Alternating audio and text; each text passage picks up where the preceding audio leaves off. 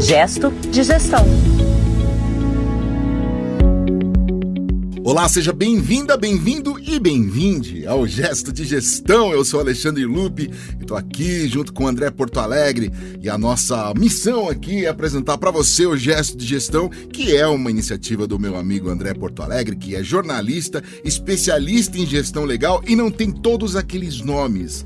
André Porto Alegre e Porto Alegre e Porto Alegre. Você sabe que eu tenho um nome de navio, né? Assim, minha mãe dizia que eu não... Porque... Mas um dia desses eu falei, você sabe disso, né, Lu? Sim. Você sabe que um dia desses eu falei que me chamava André Guilherme e tem ouvintes que agora só me chamam, quando me encontram, só me chamam de André Guilherme. Fala, André Guilherme, etc e tal. Então, agora que já avacalhou, mas eu sou André Guilherme Marques Porto Alegre, esse é meu nome. Temos o Marques também. Agora você só coloca um E comercial no meio e já vira um nome de escritório. Já vira nome de escritório, não tem problema nenhum. E hoje, Lupe, nós vamos resgatar um dado histórico daquele que eu sei que você gosta, né? Desde 2013, a plataforma Good2Be Social publica o The Social Law Firms Index, que é um white paper, é um documento anual que examina como os 200 principais escritórios de advocacia dos Estados Unidos, conforme os critérios da American Lawyer, né, que é uma plataforma que avalia isso, então os 200 maiores segundo esses critérios da American Lawyer, adotam e aplicam o marketing digital, olha que coisa interessante, né, em termos de divulgação, envolvimento e desenvolvimento de negócios. Poxa, André, dois assuntos que a nossa audiência adora, tenho certeza. Dados históricos e tecnologia. Bora que eu gostei do assunto, hein? Não, essa é a ideia. Você gostar e os nossos ouvintes gostarem. Principalmente eles. Mas que Principalmente eles. A gente sempre ouve demanda sobre isso. Essa é uma dúvida bastante frequente, por isso que a gente está trazendo isso para esse episódio, que é o 25, hein? Você nem citou e já é o episódio 25. Já é o 25. Quer dizer, a gente estamos firmes. Estamos firmes. E repito, vem mais por aí. Vem mais.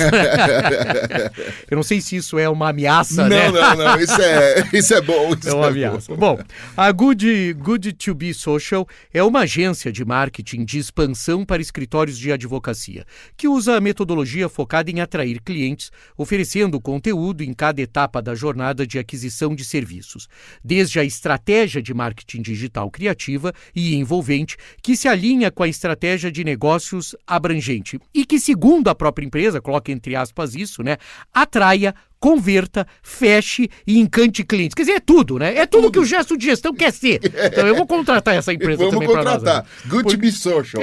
Porque a gente quer atraia, converta, feche, encante clientes. Quer dizer, é uma coisa maravilhosa que a gente faz tudo. Como dizia na minha época, mais velhinho, barba, cabelo e bigode, né? Vamos fazer tudo. Né? O índice das sociedades de advogados, Lupe, analisa a pegada digital. E esse é um outro termo também bastante interessante, né? Pegada digital de cada escritório. E avalia seu uso de mídia social para ampliar as mensagens de liderança inovadora. E, de outra forma, interagir com os clientes. Esses fatores são representados por medidas numéricas, ponderadas e incorporadas a um algoritmo. Eu sempre acho bacana que quando a gente coloca isso, que a gente eventualmente não sabe o que significa, né? Mas eu acho bacana, porque a gente traz, porque é a modernidade, né? É a modernidade. Esse tarde algoritmo... Ele dá um trabalho do campo. Então, assim, medidas numéricas ponderadas e incorporadas a um algoritmo para desenvolver uma classificação de cada escritório na publicação em 8 canais diferentes. E a gente foi checar, obviamente, você sabe que nós apuramos todas as informações que chegam, né? A gente tem esse cuidado e esse algoritmo, eu vi alguns resultados, inclusive resultados que estão até para serem divulgados, e os 8 canais diferentes são LinkedIn, Twitter, SEO, Instagram, Liderança de Pensamento, Facebook, YouTube e podcast, né? Eu ia ficar bravo com essa empresa. Se não tivesse essa ferramenta, se eu não tivesse o podcast, eu ia colocar em dúvida. Não ia nem trazer o assunto. Não vamos falar mais. Não quero falar sobre isso. Pelo amor de Deus, se não tem podcast, não tem nada. Né? Muito bom. Interessante esses 8 canais diferentes aí.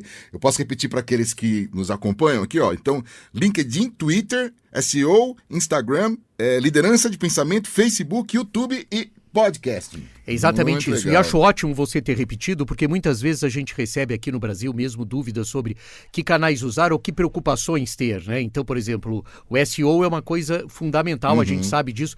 Mas todos os escritórios listados na American Lawyer 200, né, que tem presença online, e a maioria está presente em pelo menos 2 canais de mídia social. Então, isso é uma coisa curiosa também. Dos 200 maiores escritórios, só para organizar o pensamento, dos 200 maiores escritórios americanos, olha que coisa incrível. Em pelo menos 2 canais, esses 200 escritórios estão presentes. Então, às vezes, a gente tem também uma necessidade de estar presente em tudo, né? Uma coisa meio... né? O Brasil tem, efetivamente, nessas redes uma grande participação, né? Mas pelo menos em 2 canais é importante. A presença online e o marketing de mídia social são utilizados pelos escritórios de advocacia. E alguns se destacam e superam os demais. E é isso que esse white paper, que esse documento mostra, né? Para Gui Alvarez, que é o CEO da Good to Be Social, a pandemia global teve um impacto significativo em todos os aspectos da sociedade, o que inclui o marketing em escritórios de advocacia. As bancas tiveram que mudar toda a sua prática online e descobrir como ainda se conectar e construir sua base de clientes. Segundo ele, os escritórios adotaram webinars, começaram a escrever conteúdos, aumentaram seus orçamentos em publicidade em mídia social, onde é permitido. A gente sabe que no Brasil tem todo um regramento. E olha só, Lupe, lançaram podcastings. Isso é maravilhoso. Para nós, fundamental. O marketing digital veio, segundo o Gui Alvarez, para ficar, e é ótimo ver como esses escritórios pretendem adotá-lo, segundo ele, né, e aprenderem com as melhores práticas e oportunidades de crescimento. Ou seja, essa é uma questão que é uma coisa curiosa, ela já existia, mas ela cresce com a pandemia. Os resultados deste ano já são conhecidos? Já? Pois é, Lupe, sempre quando nós temos um lapso temporal, né? Porque a gente grava e por mais rápido que a gente veicule, às vezes, ele tá para sair. Quando nós subirmos esse episódio, ou 25, pode ser que os resultados de 21 já estejam conhecidos. Mas é importante revisitar as tendências, Lupe, que marcaram o 2020, para confirmar qual delas permanece como destaque. Por exemplo, os webinars multiplicaram o papel de aumentar o conhecimento da marca e de fornecer conteúdo para o público engajado. Em 2020, tornou-se uma das ferramentas mais eficazes e inovadoras à disposição dos escritórios, desde a apresentação de conteúdo relevante para um público-alvo específico ou o marketing de uma nova banca de advogados. Os webinars ofereceram algo tanto para os escritórios de advocacia quanto para os clientes. A gente percebeu isso, né, Lupe? O número de webinars bastante grande. A relevância dessa ferramenta estimulou a Good to Be Social desenvolver um guia prático com conselhos para os escritórios obterem melhores resultados com seus webinars. Eu queria relacionar esses... Eu vou relacionar, são 13, né? 13 questões, não foi o Zagallo que fez. Isso também é uma piada antiga, né? Eles não vão entender, mas tudo bem, 13 era o número da sorte do Zagallo, né? O técnico. Vamos lá. Escolha um tópico e seja amplo e prático. É um conselho interessante. 2. Defina uma meta de participantes registrados, ou seja, defina uma meta. Quantas pessoas você quer atingir efetivamente, né? Escolha um dia certo da semana. Isso é uma coisa curiosa, né? O gesto de gestão tem um dia certo. Às vezes vai para quinta só por detalhe, mas não é nada problema. Escolha uma hora certa do dia. Também isso é uma coisa interessante. Claro que o webinar tem outras características do que o podcast, mas a gente vai falar de podcasting também. Envie um e-mail de agradecimento à confirmação do registro, né? Falando e-mail ou qualquer outra forma com que você possa se comunicar. Mande também um lembrete antes do webinar começar. Os americanos são muito rígidos, há um conselho assim, envie 2 lembretes. Envie um lembrete, depois envia mais 2 lembretes, que é para não... A gente tem que estar lembrando de te lembrar, para você não esquecer de lembrar. Exatamente, a gente vai fazendo isso, reforçar, né? Reforça. Anuncia, obviamente, o webinar nas plataformas de mídia social, que são as mídias proprietárias. Divulgue o webinar em seu escritório de advocacia por meio de seus canais de comunicação com os advogados e com os participantes. A gente recebe muita reclamação, às vezes dos sócios, etc., que os advogados mais jovens não participam, né? Então é uma coisa interessante. Crie um blog para o seu webinar, promova o webinar do seu escritório de advocacia em sua página inicial, né, na sua homepage do site, efetivamente. E, por último, use a melhor tecnologia de webinar para garantir uma experiência de vídeo tranquila. Aqui não era para levantar a bola para a gente fazer comercial de que o Lupe faz webinars e participa fazemos aqui. Maravilhosos, né? Obrigado. Queria deixar registrado para os escritórios que nos ouvem, que é muito sensacional. Mas então, assim, isso é uma passada. Eu acho que tem coisas que são, claro, que são redundantes, que se sobrepõem.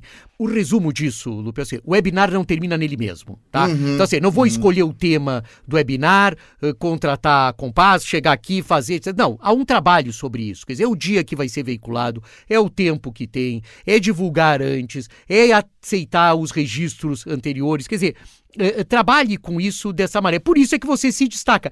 E é por isso, inclusive, que nós no começo desse episódio falamos, quer dizer, só existe um índice de escritórios que se saem bem porque tem uns que se saem melhor do que os outros. Isso não é só boniteza, né? É precisão também, né? Por que o sapo pula, né? Não é só por boniteza, é por precisão também. Quer dizer, a gente precisa fazer isso para ter um produto interessante do seu ponto de vista digital. Só para não estender muito aqui, André, você falou sobre algumas coisas parecem óbvias. Eu fiz recentemente um curso de LinkedIn, fiz online. E por mais que eu não sou um cara lá muito atuante em rede social, mas o LinkedIn é uma ferramenta extremamente importante. Você mesmo tem lá, toda semana você tem lá os teus artigos, usa bastante a ferramenta. Mas tem coisas dessa lista, esses 13 itens, a gente está falando de webinars, que parecem óbvias, mas assim, é tão óbvio que a gente não faz. Perfeito. Né? A gente simplesmente não faz, ignora. Agora, o que a gente não pode ignorar é a ferramenta, esta ferramenta que estamos utilizando aqui, André. Essa ferramenta é sensacional e foi também muito utilizada. Olha só, o relatório...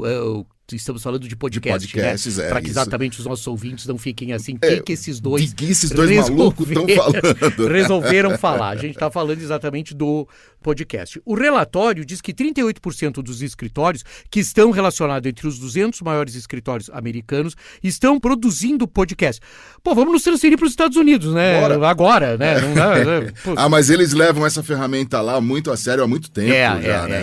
Eles têm. Eu sou assinante de diversos podcasts e tem um sistema que é sensacional, né? Eu queria até dizer, assim, depois a gente faz um dia um gesto de gestão só indicando podcasts do mercado americano, que é sensacional, né?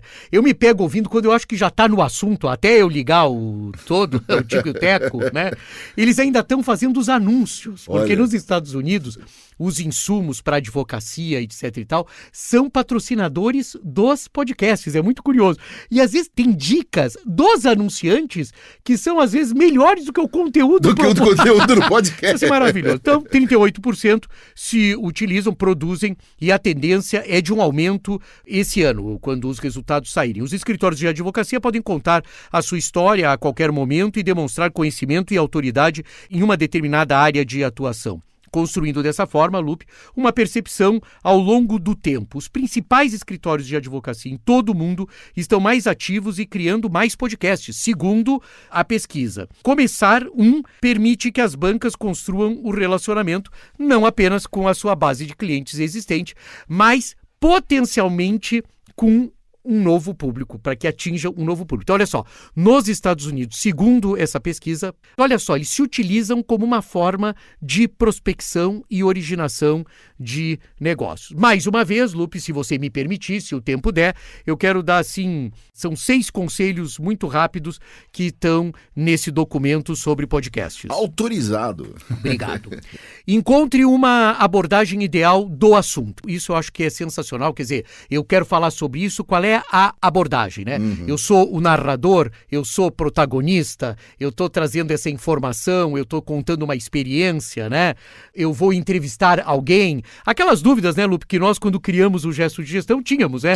A gente foi batendo bola do que era o melhor formato, né? Crie um calendário de conteúdo, importante também. Então, assim, não faz e acha que vai gerar negócio, é ao longo do tempo. Então, isso é importante.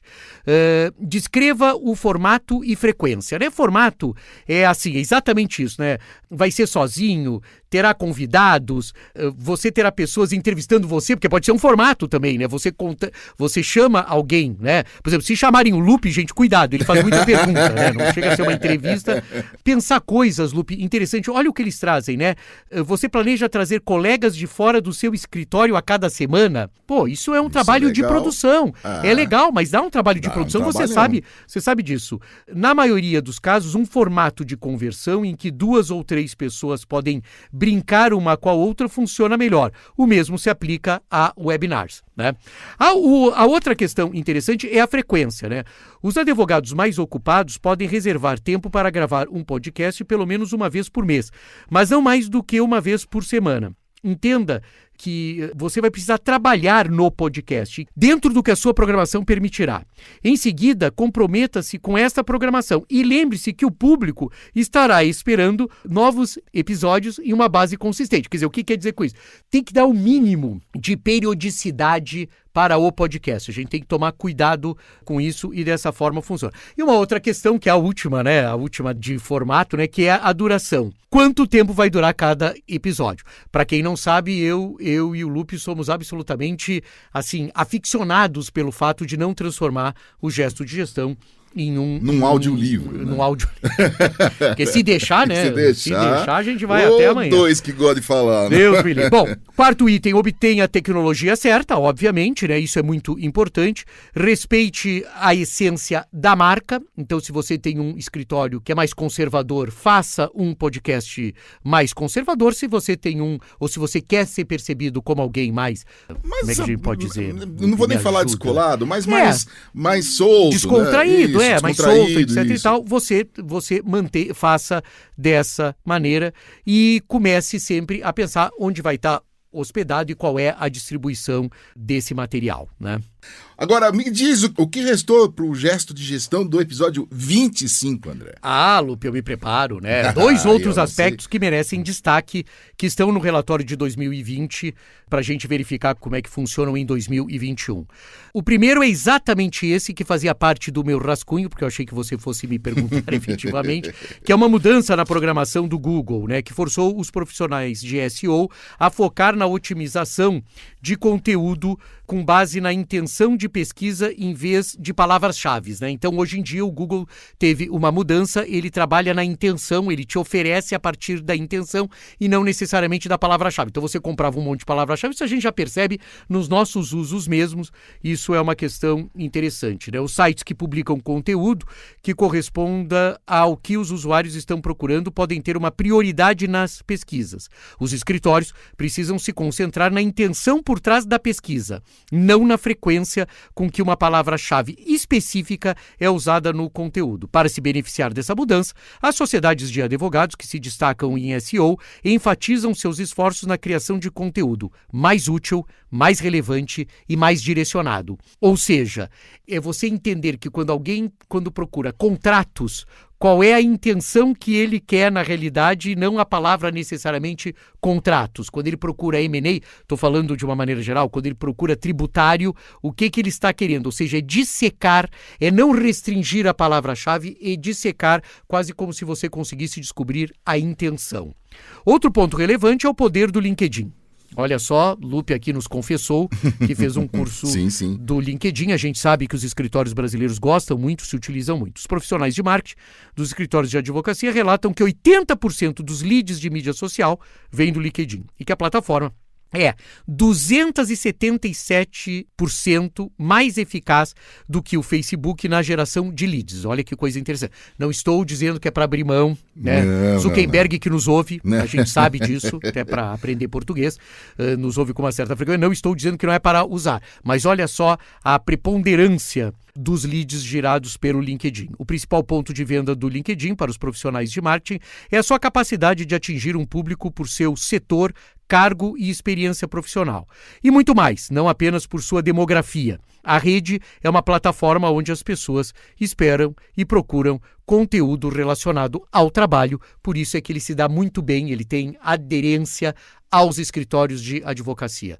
Esse é o gesto de gestão. Foram 2, hein? Foram 2. Você viu que eu nem forcei.